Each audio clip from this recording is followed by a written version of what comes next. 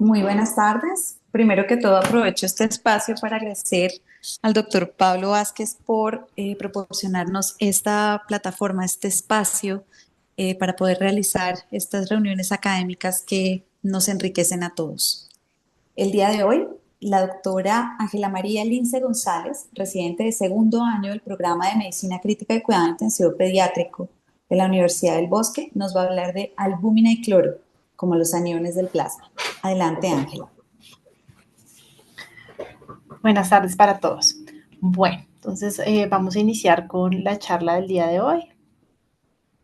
Entonces, digamos que quisiera empezar diciendo que es un tema no solo controversial, sino que he sentido que es un tema que está un poco subestimado por nosotros en la práctica clínica, tanto la albúmina como el cloro. Entonces fue todo un reto poder realizar la exposición y espero sea pues del agrado de todos ustedes. Entonces, dentro de lo primero que vamos a abordar va a ser la albúmina, vamos a hablar de sus características, de cómo es la homeostasis de la albúmina, cómo son sus funciones. Vamos a hablar, digamos que de forma muy puntual, terapia con albúmina y su rol en el equilibrio ácido-base. Posteriormente pasaremos al cloro, hablaremos de sus características, de su rol en el equilibrio ácido-base, su regulación gastrointestinal y renal, algo de sobre sus trastornos o las discloremias y cómo funciona el cloro dentro de la fluidoterapia en el manejo de nuestros pacientes. Y finalizaremos con unas conclusiones. Entonces iniciaremos a hablar de la albúmina. Entonces, la albúmina es una proteína plasmática circulante y es la proteína circulante más abundante que hay en el plasma. Tiene la mitad del contenido proteico total, es sintetizada exclusivamente por los hepatocitos, el 100% por los hepatocitos, aproximadamente el 30 al 40% se encuentra en el torrente sanguíneo, está compuesta por 585 aminoácidos con un peso molecular de 66 kilodaltons y uno de los puntos más importantes que abordaremos durante toda la charla es cómo la inflamación y la alteración de la albúmina y su contenido en el glicocálix puede aumentar la permeabilidad vascular y puede llevar a todas las consecuencias que veremos. Entonces, dentro de su estructura, cabe recalcar que la albúmina pertenece a la superfamilia de las albúminas, que también incluye otras proteínas transportadoras como la alfa-fetoproteína, la proteína transportadora de vitamina D y la afamina, que es la misma alfa-albúmina. Esta es una proteína que es aglicosilada, que tiene carga negativa, por lo tanto la denominamos un anión, que ya mencionamos está compuesta por 585 aminoácidos, tiene una forma única de una cadena polipeptídica y está dispuesta en una serie de hélices alfa que están estabilizados por diferentes enlaces disulfuro y básicamente comprenden tres dominios, que van el 1, el 2 y el 3. Cada uno de estos dominios tiene un subdominio que se divide en A y B, y estos van a estar compuestos por 4 a 6 hélices alfa. Porque esto es importante porque dependiendo del dominio se van a unir algún cierto tipo de medicamentos o de vitaminas o de hormonas que van a circular en el plasma. Una cosa importante es que la albúmina en solución se caracteriza porque es de una textura flexible, debido a que tiene presencia de muchos enlaces disulfuro entre sus dominios. Esto le confiere la capacidad para cambiar entre diferentes estados conformacionales cuando van navegando por el plasma. ¿Cómo llevamos a cabo entonces la homeostasis de la albúmina? Entonces, la homeostasis de la albúmina va a depender su concentración plasmática y esta va a ser básicamente el resultado de la síntesis menos la eliminación. La eliminación básicamente se va a generar por tres mecanismos. El catabolismo, que puede ser hasta en un 84%, la eliminación renal y la eliminación gastrointestinal. El recambio se va a realizar aproximadamente cada 19 a 25 días. La síntesis y la distribución, entonces, como ya lo hemos mencionado, se sintetiza única y exclusivamente en el hígado y esto puede estar influenciado por diferentes factores. Entonces, la nutrición, la misma presión oncótica, la exposición a hormonas, diferentes enfermedades, como por ejemplo la diabetes o la enfermedad hepática, pueden disminuir la síntesis de albúmina y puede estar aumentada por una dieta rica en proteínas, por las hormonas del crecimiento, por corticoides y por insulina. Sin embargo, es importante recalcar que la albúmina no depende única y exclusivamente de la ingesta proteica, porque esta puede producirse a partir de aminoácidos que estén libres por la degradación de otras proteínas. Entonces, no podemos contar a la albúmina como un marcador confiable en casos de desnutrición. Sabemos que en el cuerpo la reserva de la albúmina es aproximadamente de 3.5 a 5 gramos por kilo. De esto, hasta un 45% se va a encontrar en el espacio intravascular y el resto lo vamos a tener en el espacio intersticial.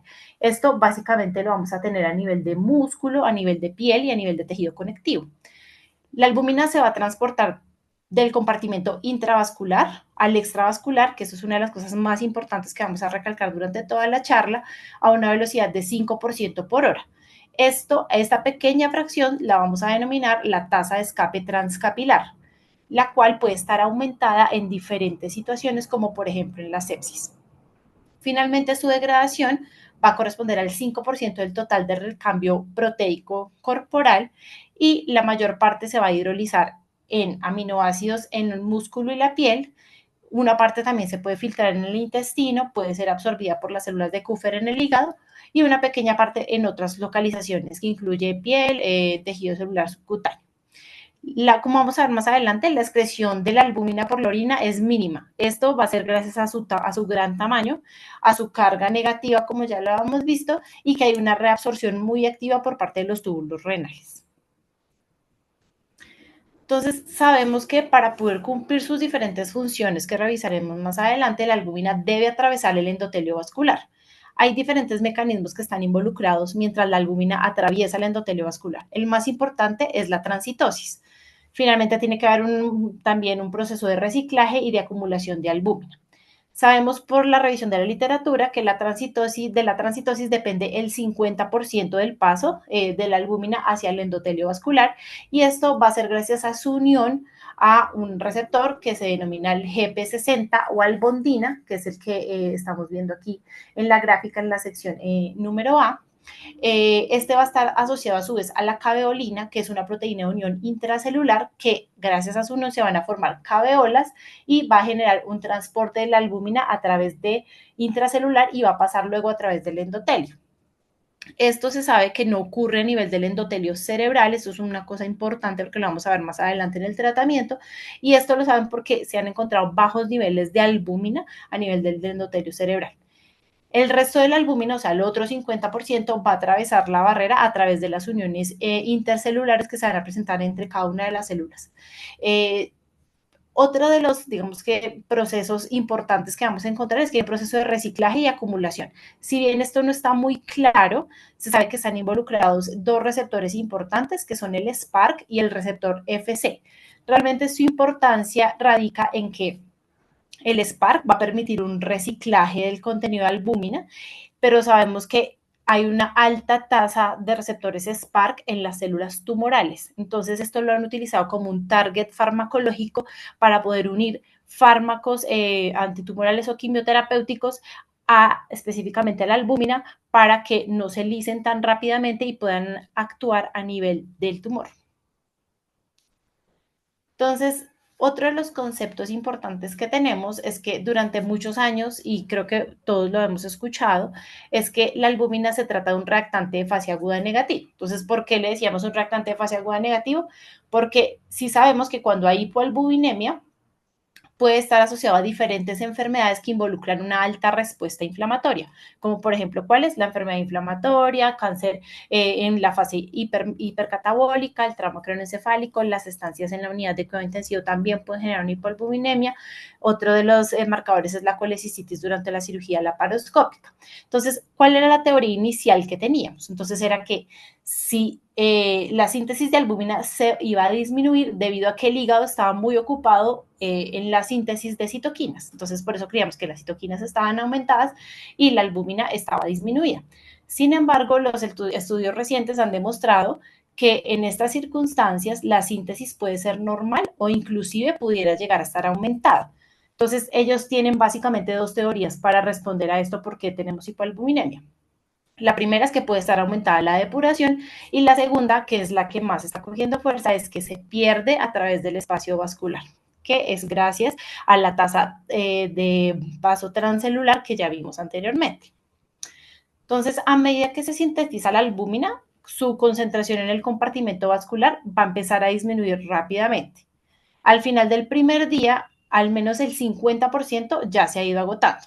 Y este movimiento transcapilar de albúmina va en un promedio de 2 tazas. Es una taza que es rápida, que representa el 25% hacia el espacio extravascular, que se realiza a una velocidad de 12% por hora, y una taza que es lenta, que es la subsiguiente, que se representa en el 75% del espacio extravascular, que se realiza en piel y músculo a una velocidad de apenas 2% por hora. Entonces, este movimiento se va a lograr por los fenómenos de filtración y de transitosis que ya vimos anteriormente. Entonces, vemos que como para este diagrama nos muestra como para una persona de 70 kilos se han reportado que hay hasta unos 65 gramos de albúmina atrapados en un estado no intercambiable, que es el que vemos aquí. Aquí se va intercambiando la tasa rápida. No sé si se está viendo la tasa rápida, la tasa lenta, pero hay un porcentaje que es hasta 65 gramos para las personas de 70 kilos, que es no intercambiable y que digamos que se acumula en varios compartimentos como la piel, el músculo, el hígado y el intestino. Entonces, ¿cuáles son los principales sitios de degradación del albúmina? Entonces son la piel en un 45%, el músculo en un 30%, el hígado hasta en un 15%, a nivel gastrointestinal hasta en un 10% y a nivel renal, según la revisión de la literatura que uno haga, puede ir entre el 6 y el 10%. Entonces, los principales tipos celulares que están identificados en esta degradación son los macrófagos y los fibroblastos, y lo que sí se sabe es que la tasa de degradación va a aumentar con las hormonas inductoras del catabolismo, como por ejemplo los corticosteroides. Entonces, ¿cómo se lleva a cabo la depuración renal? Entonces, la depuración o la excreción de albúmina en la orina es muy baja, sabemos que es menos de 20 miligramos de albúmina al día en adultos normales. Esto va a contribuir a no más del 6% hasta el 10% del recambio total de albúmina, ya que se genera más una condición catabólica en los riñones que la misma, digamos que pérdida por la orina, y sin que esta albúmina se esté secretando de forma intacta en la orina. Entonces, el principal protagonista de todo esto es el túbulo proximal, ya que esta filtración va a depender de dos procesos, que son la reabsorción y nuevamente aquí tenemos la transitosis. Entonces vemos como el túbulo proximal reabsorbe entre el 65 y el 80% del sodio y el agua filtrados, todos los aminoácidos y la glucosa, el 80% del bicarbonato y casi todas las proteínas de bajo peso molecular. Entonces, ¿cómo se genera esta captación y procesamiento de la albúmina en el túbulo proximal? Entonces, la albúmina filtrada a través del glomérulo hacia el espacio, es filtrada hacia el espacio de Bowman, se reabsorbe por dos mecanismos. El primero es por la endocitosis, que es mediada por receptores, la cual se produce tras unirse al complejo del receptor megalina-cubilina apical a través de vesículas que están recubiertas de otra proteína que se llama clatrina, que es la que se encarga de reconocer la albúmina. Y la segunda es la endocitosis de la fase fluida, la que se puede generar la transitosis o gracias al catabolismo, que es lo que hemos revisado anteriormente. Entonces, recordemos que es un tipo de endocitosis donde la célula absorbe fluidos extracelulares y los contenidos disueltos que ésta contiene a través de la membrana plasmática sin que estos sean unidos específicamente a un receptor. Entonces, tras esta captación, la albúmina puede transitarse y puede catabolizarse mediante degradación lisosomal, y estos fragmentos de albúmina de la orina resultan en una exocitosis lisosomal que es parcialmente degradada o en una hidrólisis de péptidos por proteasas de la membrana apical. Entonces, para entrar en materia de cuáles son las funciones que cumple la albúmina, entonces la primera premisa es la albúmina no se limita a la presión osmótica coloidal, que era, digamos, que uno de los conceptos que teníamos. También tiene funciones de unión, también tiene una gran actividad antioxidante, y finalmente la que se está estudiando más últimamente es la gran función que tiene en la integridad vascular.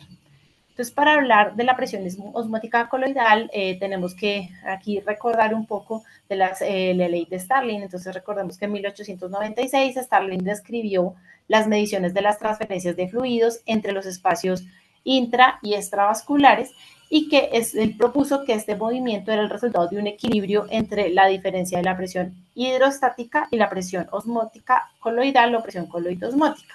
Entonces, esto fue lo que nos condujo a la clásica ecuación de Starling, que va a describir la ultrafiltración y el equilibrio en los fluidos vasculares. Por medio de los mecanismos que ya revisamos pues anteriormente en la charla, esta se va a mover unidireccionalmente de la sangre hacia el tejido, y la difusión que hay es insignificante. porque vimos que era un porcentaje de una velocidad de 5% por hora. La permeabilidad capilar total se describe cuantitativamente mediante la que ya denominamos tasa de escape transcapilar. Esta es la que se va a ver alterada en patologías inflamatorias como por ejemplo la sepsis. Como esta pérdida es unidireccional, se necesita que haya un equilibrio para que, digamos, que retorne la albúmina y esto se va a hacer gracias al retorno linfático. Entonces, recordemos que la albúmina es un coloide plasmático que está atrapado permanentemente en el compartimento intracelular, porque en condiciones normales, pues no, como ya lo dijimos, no es posible su paso a través de las membranas. Entonces, tiene dos formas para ejercer la presión osmótica coloidal y uno es, o lo que conocemos pues como presión oncótica. Entonces, al tratarse de una proteína grande, que es de aproximadamente 3 mililitros por litro, ejerce aproximadamente 3 mililitros por litro, va a ejercer una presión entre 20 y 30 milímetros de mercurio. Esto va a generar que se pueda extraer, por diferencia de presiones, se puede extraer agua del espacio intersticial. Sin embargo, hay otro mecanismo que realmente no es un mecanismo que está tan, digamos, que sea tan conocido, que es el que se denomina el efecto Gibbs-Donan, donde la albúmina, gracias a tener una carga altamente negativa, va a traer el sodio positivo del espacio intravascular y lo va a retirar. Por lo que observamos que el sodio plasmático es aproximadamente 0.4 milismoles por kilo más alto que el sodio intersticial.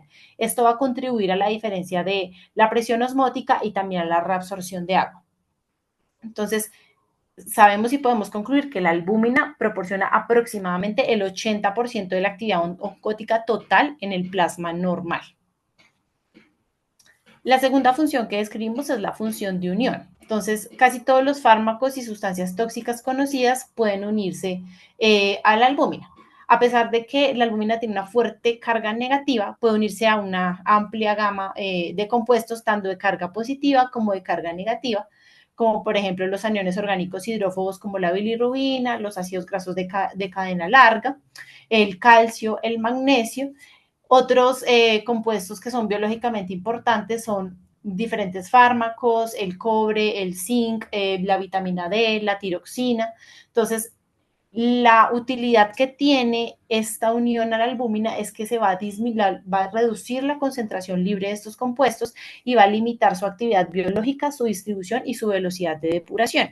Entonces, esto finalmente va a determinar la farmacocinética, la toxicocinética, en caso de que se trate de tóxicos, y va a modificar el transporte a los tejidos diana o a los diferentes sitios de biotransformación.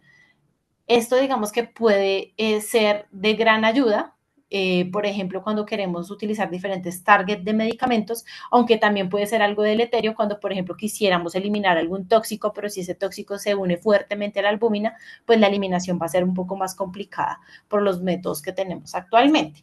Entonces, vemos en esta gráfica como hay diversos medicamentos que utilizamos rutinariamente en nuestra práctica clínica que se unen fuertemente a la albúmina, como por ejemplo el propofol, el diazepam, el ibuprofeno, el mismo fentanil, la tiroxina, todos los anestésicos inhalados, la morfina, la naloxona. Entonces, todos estos tienen una unión a medicamentos más alta. Entonces, la alteración de la albúmina, sobre todo la hipoalbuminemia, va a modificar su farmacocinética y pues su concentración en plasma.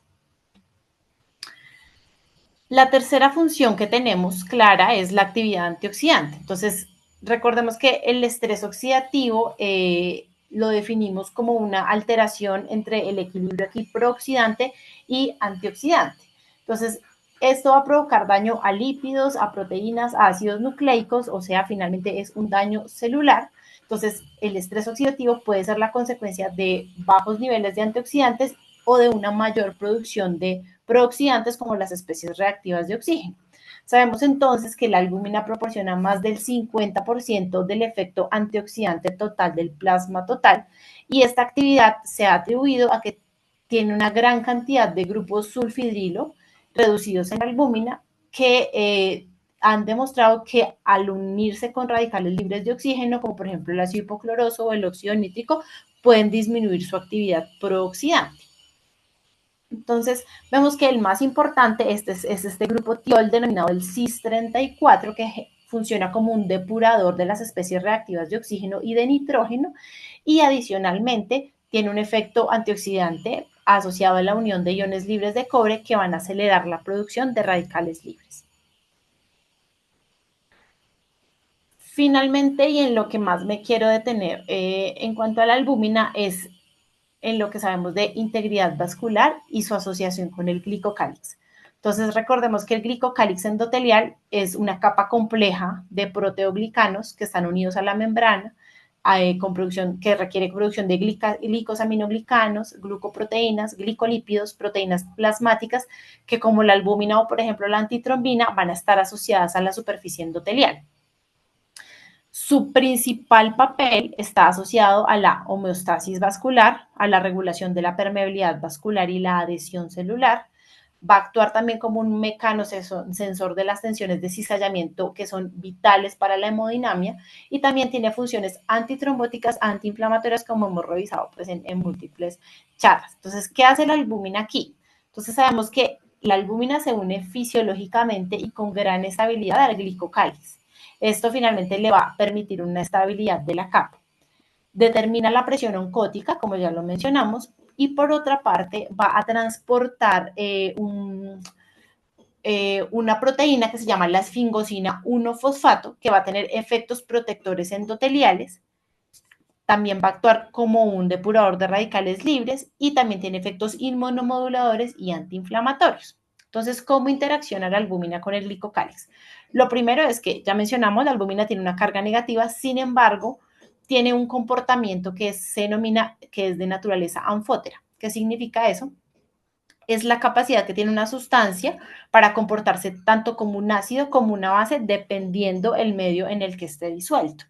Entonces, esto nos va a permitir una característica muy importante, y es que se va a generar una unión estrecha al glicocálix. Esto va a generar una reducción de la conductividad hidráulica.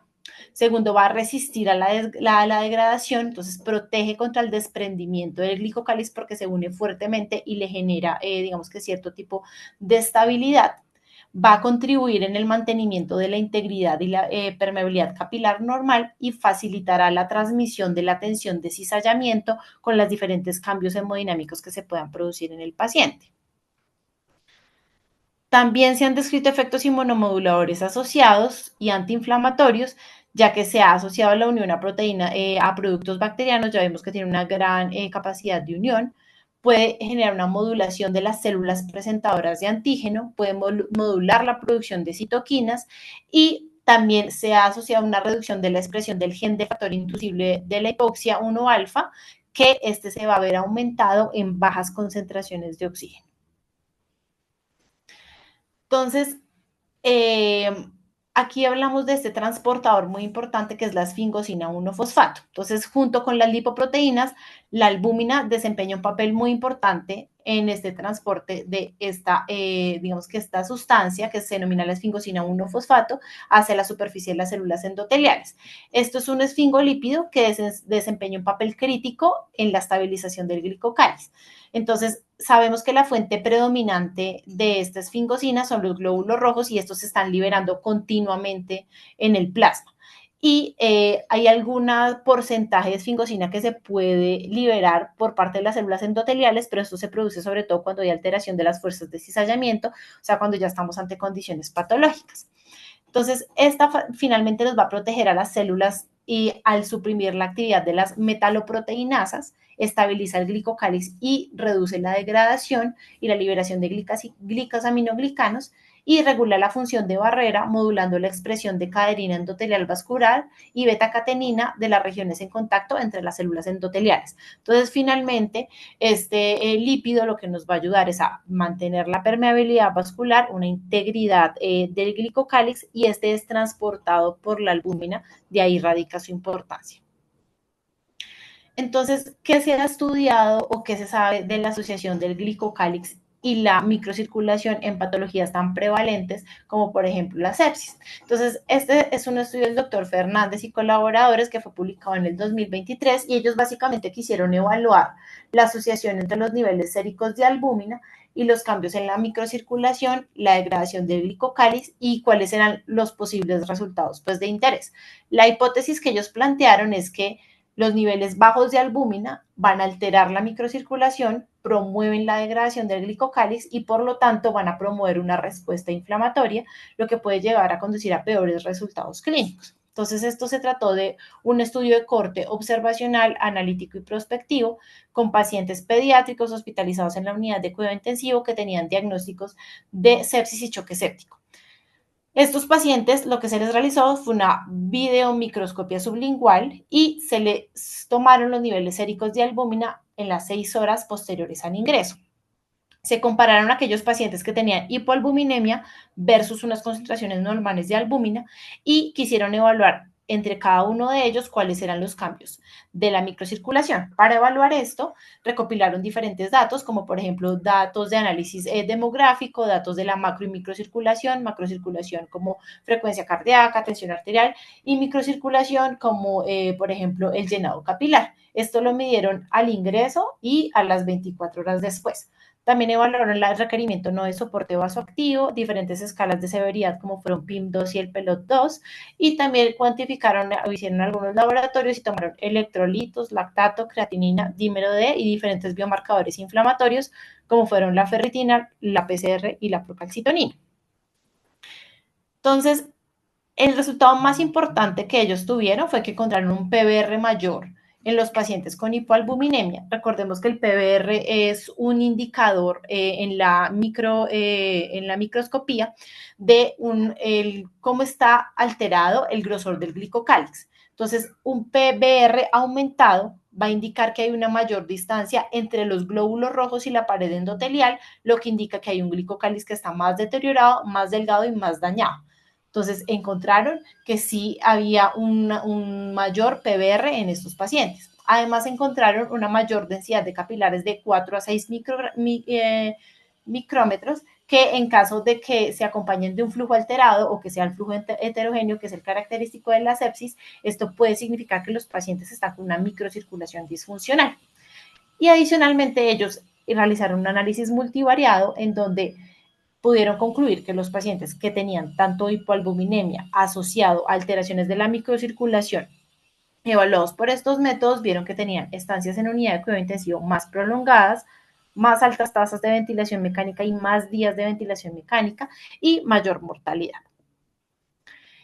Y también hicieron, digamos que hicieron otra búsqueda, lo que hicieron fue, ¿qué pasa con estos pacientes o qué pasa con estos marcadores de la microcirculación cuando infunden albúmina al 20%? Entonces, en estos pacientes vemos cómo se corrigió, entonces esto es cuando tenía albúmina y no se le pusieron albúmina, cómo se corrigió el PBR, entonces cómo disminuyó el PBR. También encontraron un mayor reclutamiento de CD4, encontraron menos sobrecarga hídrica y por ende menos requerimiento de terapias de reemplazo renal y finalmente encontraron menos niveles de angiopoyetina 2 que está directamente relacionada, que sabe que está directamente relacionada con la lesión endotelial y que su aumento sí está asociado y contribuye a la fuga capilar e inclusive a la disfunción orgánica múltiple, que finalmente es lo que llevará al aumento de la mortalidad. Entonces ellos también pudieron comprobar que las infusiones de albúmina al 20% en estos pacientes pueden ser, digamos que muy valiosas. Pero entonces, ¿cómo se asocia este daño del glicocálix con la hipoperfusión? ¿Cuál es digamos que la ventaja o cuál es la importancia de que nosotros conozcamos esto? Y es el concepto de succión intersticial. Entonces, en la imagen lo que podemos ver es que en condiciones normales y gracias a que hay una integridad adecuada de la barrera endotelial, se mantiene una presión estable y que es ligeramente negativa. Aquí la marcamos como menos 1 milímetros de mercurio.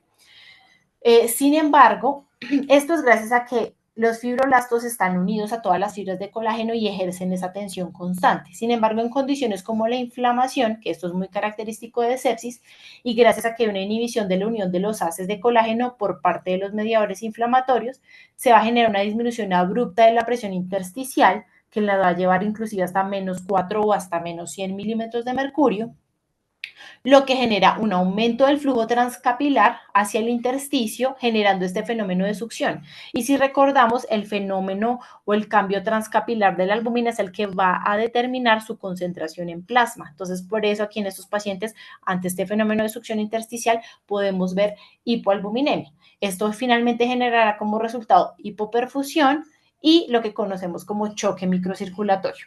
Entonces, como hemos visto a lo largo de la charla, la albúmina va a jugar un papel muy importante en mantener la integridad de este glicocálix y la hipoalbuminemia es una manifestación de que esta integridad se está viendo alterada.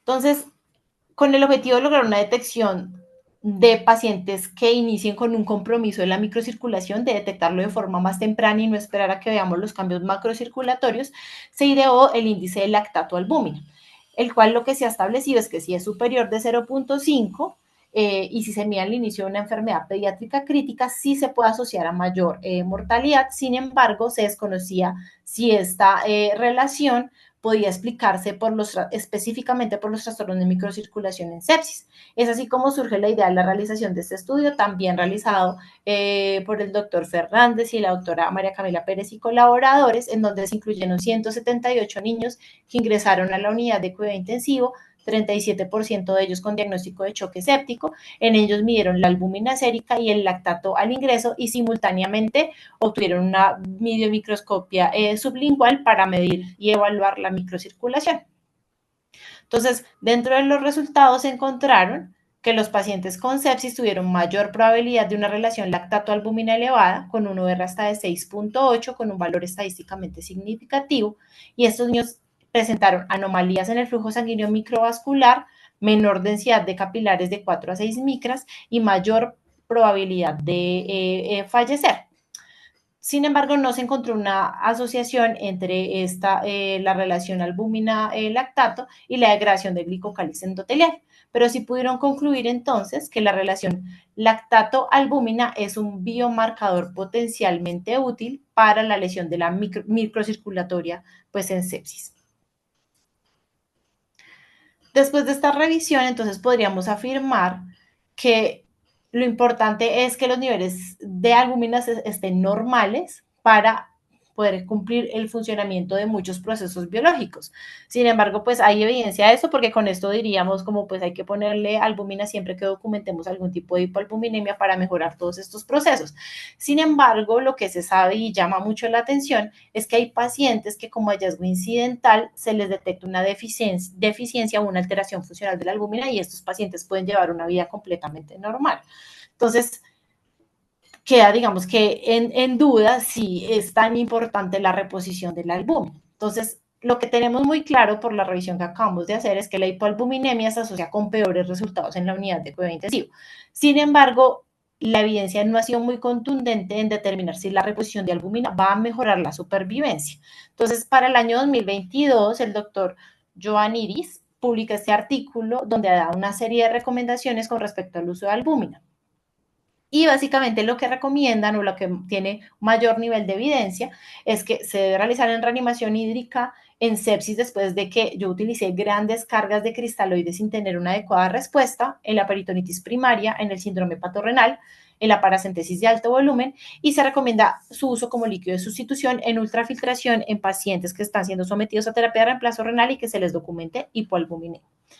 Pero finalmente el año pasado en CHEST fue publicado esta guía que fue un consenso de expertos basado en la evaluación de diferentes revisiones sistemáticas que permitieron dar 14 recomendaciones para el uso de la albúmina, todas estas con un nivel de evidencia que va desde muy bajo hasta moderado. Vemos que aquí ninguno tiene alto nivel de evidencia. Entonces, ¿qué tiene una evidencia muy baja? Adultos con SDRA o quemaduras, y que si se combina con diuréticos para la eliminación de líquido extravascular, en recién nacidos pretérmino, menor de 32 semanas para la reposición de volumen, en pediátricos con cirugía, pacientes pediátricos con cirugía cardiovascular, pretérminos por debajo de 36 semanas con hipoalbuminemia más dificultad respiratoria, en el tratamiento de la hipotensión intradialítica y mejoría del ultrafiltrado, y en pacientes con cirrosis y ascitis que sean sometidos a paracentesis de gran volumen. Estas básicamente eran las recomendaciones que se daban con más evidencia previamente. ¿Qué tiene evidencia baja? Entonces, pacientes pediátricos con infección, digamos, con evidencia de sepsis e hipoperfusión, que se puede asociar a disminución de la mortalidad, y pacientes con cirrosis con infecciones extraperitoneales. Y evidencia moderada, los adultos que son sometidos a cirugía cardiovascular, a hacer esta reposición. Entonces, otra de las preguntas que surge es qué concentración de albúmina debemos usar. Entonces, en esta gráfica vemos los resultados de un estudio prospectivo en donde, que me pareció muy interesante porque lo que hicieron fue administrar a pacientes sanos albúmina al 5% y albúmina al 20%. La gran conclusión del estudio es que la albúmina al 20% por su función o por su efecto hiperosmolar fue 3 veces más potente como expansor del volumen plasmático. Entonces, sin embargo, no hay una diferencia tan significativa en el aumento de la concentración de albúmina. Si bien pues la albúmina al 20% la va a reponer, pues no es tan diferente no es tan importante la diferencia. Entonces concluimos que la albúmina al 20% pues es una solución hiperosmolar nos va a ayudar a la corrección de hipoalbuminemia, sobre todo cuando está por debajo de 3 en pacientes con evidencia de fuga capilar. Y la albúmina al 5% sabemos que es una solución isosmolar que va a funcionar como segunda o tercera línea en los bolos de líquidos. Pero entonces es útil en todos los escenarios el uso de albúmina. Entonces, si bien lo hemos comprobado ya en varios escenarios como acabamos de revisar, este es un estudio muy importante que quise recalcar, que es el estudio SAFE, publicado en el 2007 en el New England Journal, en donde se demostró que para pacientes con trauma craneoencefálico, el uso de albúmina versus el uso de solución salina sí aumentó la mortalidad en la primera semana con una P estadísticamente significativa. Y para el año 2013, el doctor Cooper quiso determinar si este aumento de la mortalidad estaba asociado con un aumento de la presión intracraneana, y él sí pudo demostrar que en la primera semana el uso de albúmina aumenta considerablemente la presión intracraneana. Entonces, dentro de una de las contraindicaciones que tenemos es en este escenario de específicamente trauma craneoencefálico, pero podríamos abarcar todas esas patologías que nos pueden aumentar la presión intracraneana. Y para finalizar con la albúmina, entonces, y quise dejarlo de últimos porque es como vamos a integrar la albúmina con el cloro. Entonces sabemos que en el equilibrio ácido-base tiene un rol destacado porque nuestros aniones de interés el día de hoy son tanto la albúmina como el cloro. Esto lo vamos a poder abarcar desde dos puntos de vista. Un punto de vista tradicional, donde hablamos del anión gap, que es importante resaltar que cada molécula de albúmina va a contener una cantidad significativa de residuos de aminoácidos con carga negativa y que su carga aniónica neta va a contribuir a los fluidos corporales.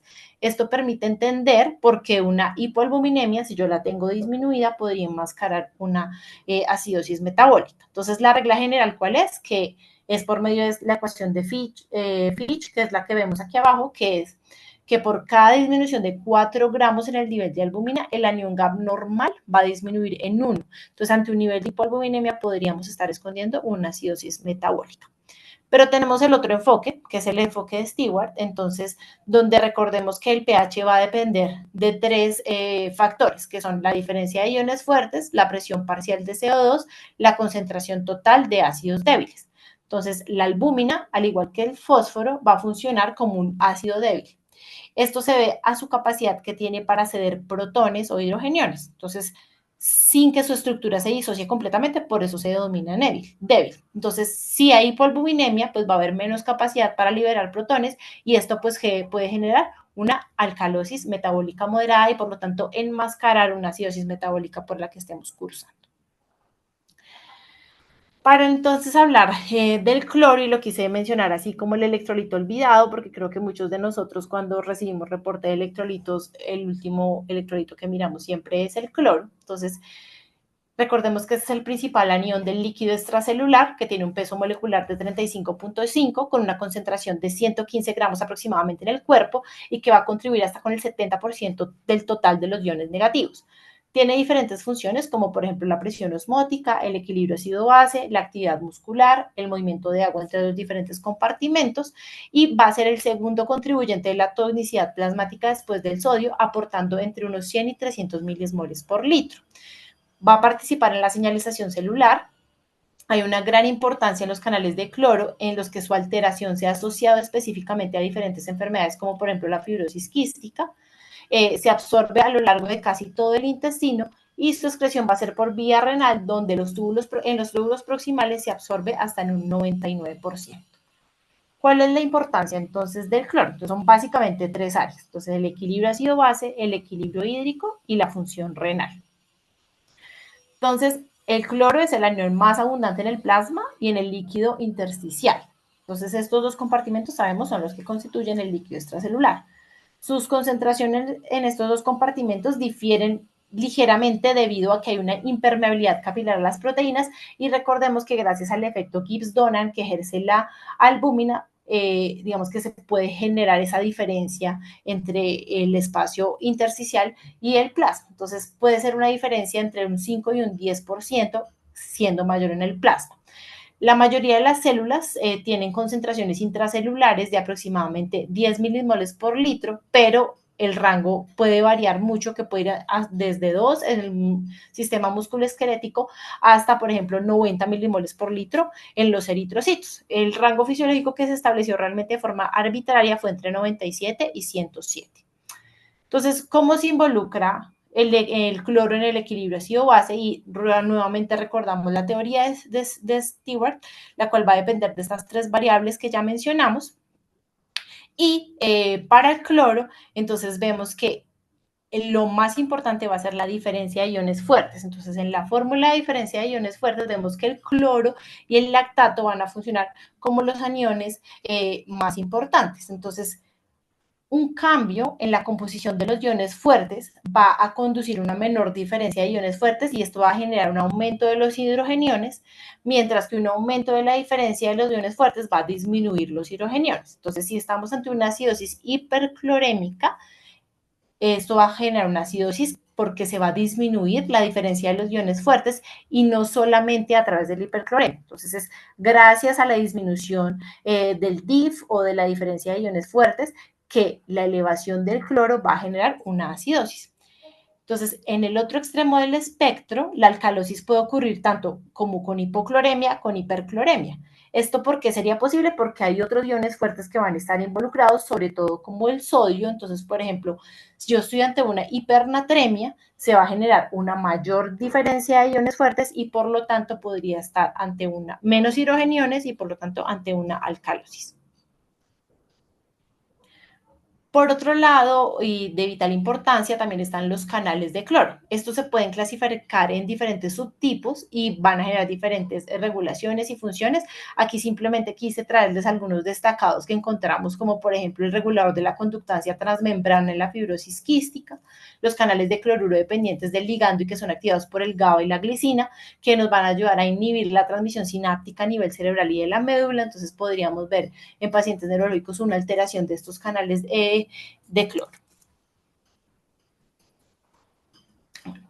Y digamos que otro que se ha venido hablando es que la exposición a medios hipotónicos va a estimular la salida de iones de cloro a través de los diferentes canales, como por ejemplo el asociado a la fibrosis quística. Esto lleva un equilibrio de la tonicidad extracelular, y restaura así el volumen celular. Entonces se cree que la disminución del volumen celular va a desempeñar un papel en la muerte celular apoptótica muy importante en circunstancias como la sepsis.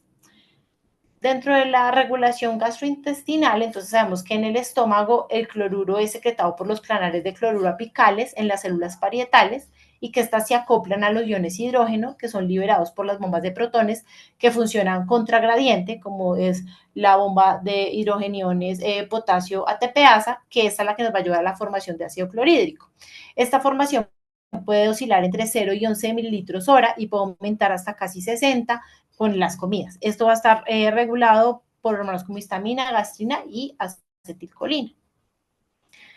Sabemos que diariamente se secretan 8 litros de líquido en el intestino humano. Entonces, el gradiente osmótico va a ser el responsable de la entrada de agua al intestino, y este gradiente se va a generar gracias a la secreción de cloro y sodio que va a circular pasivamente a través del espacio paracelular.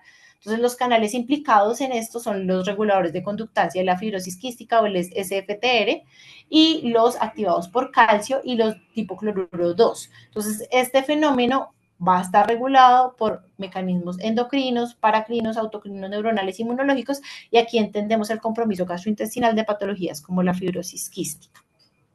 Entonces sabemos que aproximadamente 19.000 milimoles de cloro se filtran a través de los riñones cada día. De estos, hasta el 99% se absorbe con una excreción de 180 milimoles en el día. El túbulo proximal va a ser la estrella y es el responsable de la mayor parte de reabsorción renal de tanto de sodio, de cloro y de bicarbonato, y esto se produce básicamente por una reabsorción paracelular, por medio de canales de cloro y por medio de transportadores acoplados a cloro. ¿Qué importancia, digamos, que tiene todo esto? Y es que la mácula densa y la rama ascendente gruesa van a depender del cloro. Entonces, su cotransportador promueve la entrada de estos iones a la célula.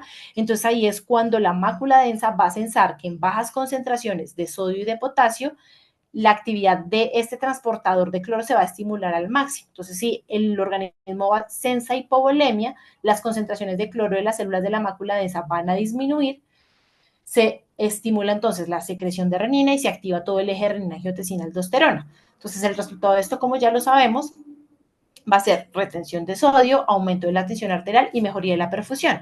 Entonces, es muy importante que la correcta administración de líquidos aumentará las concentraciones de cloro en las células de la mácula densa y va a reducir la excreción de la renina y por lo tanto no se va a activar el eje.